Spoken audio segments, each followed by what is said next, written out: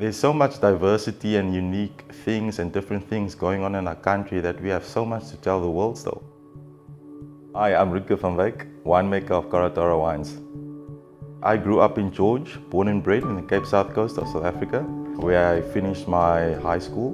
Basically, I'm the youngest of three brothers, and we are very passionate about sports and rugby. We used to come up to the Winelands and play a lot of rugby because there is a lot of big rugby schools in the Cape Winelands.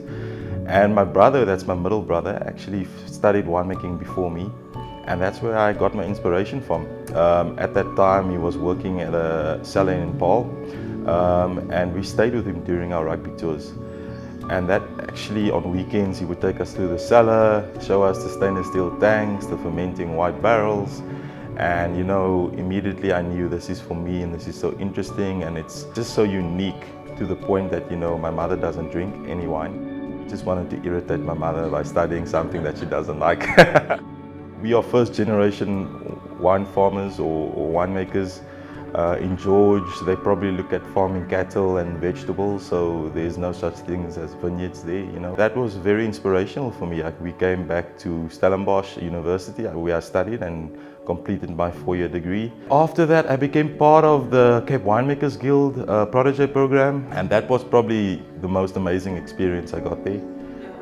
Immediately, I knew that from that 45 winemakers that, that's my stepping stone to becoming where I want to be and making quality wines. There's a small village in the garden route between Knysna and Sedgefield that's actually called Karatora. And every winemaker, especially a young winemaker, they want to put their name on a product. They want to tell their story. And I've always felt that a lot, because we want to export this wine, and we are already, I want to show the consumers from the global aspect a little bit more about the garden route and where I grew up from. I chose that name because it's very close to George. It's in the garden route.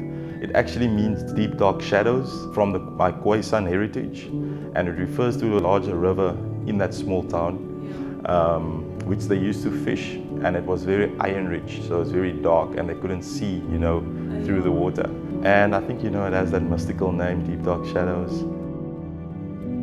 Karatora, it basically has to break down the intimidation or the generic norms that entry-level consumer would probably feel intimidated by wine. They think wine is considered in our country as an aspirational drink, that you only drink wine if you have money. But I want to break that down to a level where everyone can feel comfortable drinking wine. I want people to relate to the label, to relate to my story, even to relate to the wine. You don't have to understand that the cultivar is Pinot Noir and it comes from France and it's been farmed for thousands of years. You can understand that aspect too, and that's for the wine nerds. But I want people to understand that it's a refreshingly light red that you can enjoy around a campfire, a braai, at wine festivals in Stellenbosch, even at Ultra or Coachella, if you want to go there. It should be a very inclusive brand that includes everyone. Even if you're 80 years old or 18 or 21 years old, it doesn't matter what color skin you have, what your sex is. It should be inclusive, urban, and let's break down that intimidation of wine together. Like I said, I think Jose's played a massive role in my life.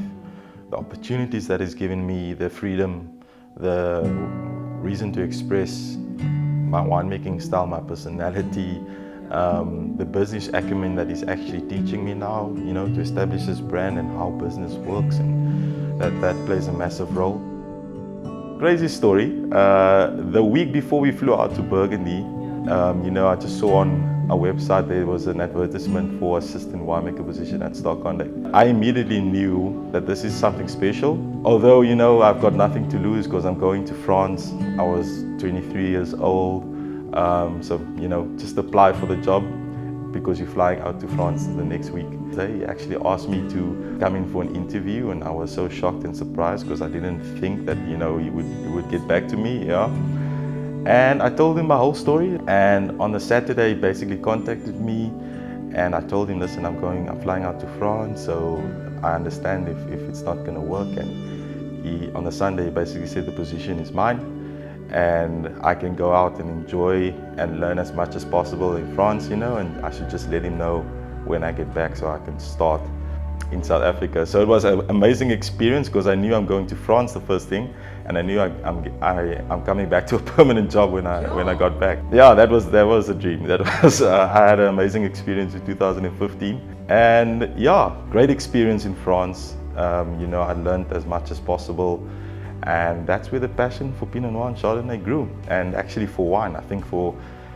any winemaker in South Africa, any young winemaker, you know, if you have the opportunity to go to Europe, especially France, you should go. That's where your passion just grows, and it's not just a job in France, it's a lifestyle, it's a passion. It's almost like they have a romance with the vineyards and the wines. What I've learned in the past 8 years that I've been in the industry is to start focusing and making what you make better. So at the moment we make a Chardonnay and a Pinot Noir, and I'm going to introduce a single vineyard reserve Pinot Noir in the next few weeks or months, which I'm very excited on. So, you know, for now I just want to apply my trade to Chardonnay and Pinot and focus on that because I enjoy working with those varietals. And you know, who knows, in the future, if the right opportunity presents itself, there might be a new wine. Grapes basically is from, on the Pinot Noir side, we work with a farm in Durbanville. We work with farmers in Elgin, 2 farms in Elgin, and then 1 in Overberg. And each vineyard, you know, it's just very unique. It has a different story. It's a small vineyard at the top of the hill, which is quite close to, you know, Tiger Valley and the mall, but it's also very close to the sea or the ocean. Yeah, cool climate Pinot is always the best. Very fruitful, fruit-driven with a very good palate. And then obviously when you move over to Elgin and Overberg or Yammen are the areas, you know, which is known for Pinot Noir. Very good farmers that I have a very good relationship with, that treat their farm workers very well, which is quite important to me.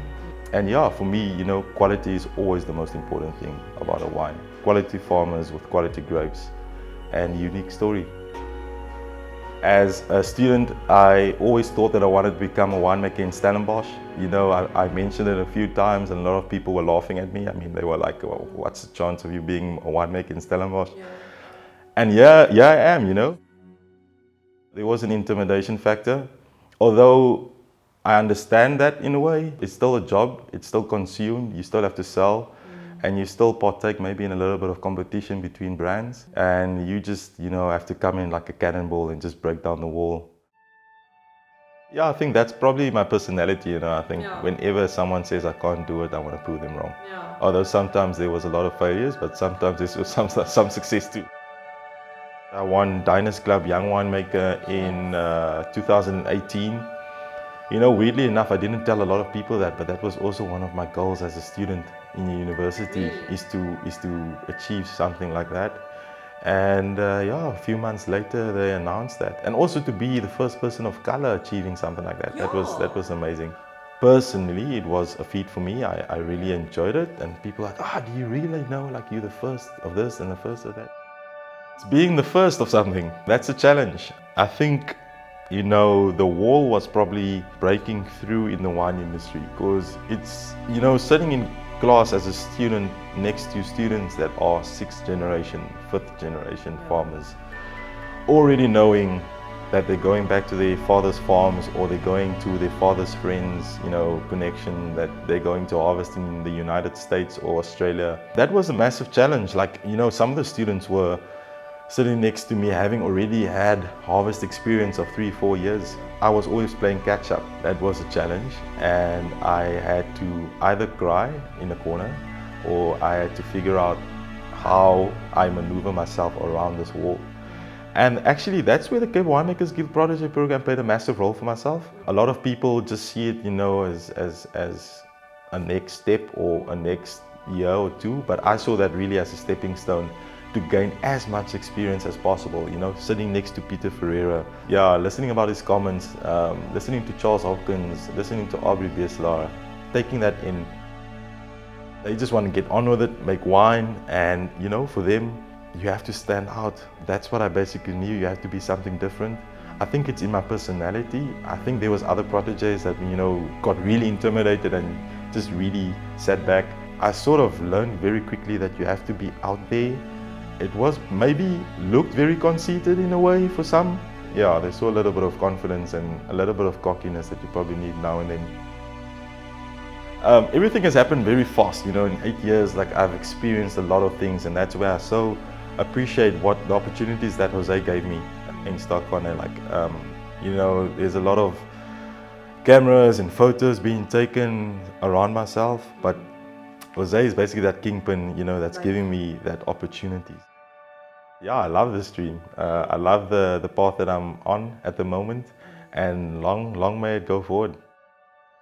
I love South Africa. I love our diversity.